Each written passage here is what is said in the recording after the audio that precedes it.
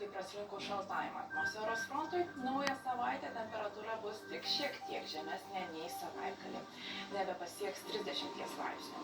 Antradienio naktis prognozuojama rami, mažai debesuota ir sausa. Temperatūra kris iki 10–15 laipsnių šilumos.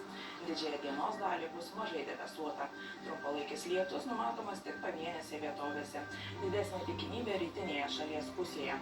Temperatūra šoktelės iki 22–27, pajūryje iki 19–21 laipsnių šilumos. Joninių naktį trumpo lietaus taip pat klius tik kai kur. Vėjas bus silpnas, atvės iki 11–16 laipsnių šilumos.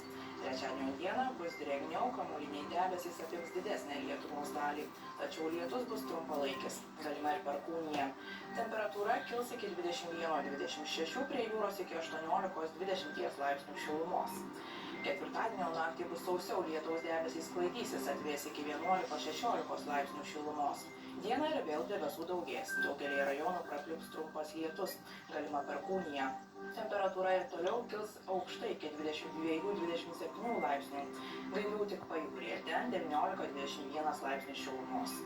Penktadienį ties Lietuvą stiprės aukšto slėgio sūkurys, lietaus tikimybė jau bus maža. Naktį termometrai rodys 11–16, dieną 22–27 laipsnių šilumos. Pagal dabartinius duomenis savaitgalį taip pat vyraus sausi ir labai šilti orai. Artimiausią naktį nepastoviai debesuota, vietomis trumpai palis, perkūnija, bus 13–18 laipsnių šilumos. Rytoj dieną mažai debesuota, be lietaus, sušils iki 22–27, vietomis iki 30, Kuršių Nerijoje 19–21 laipsnio.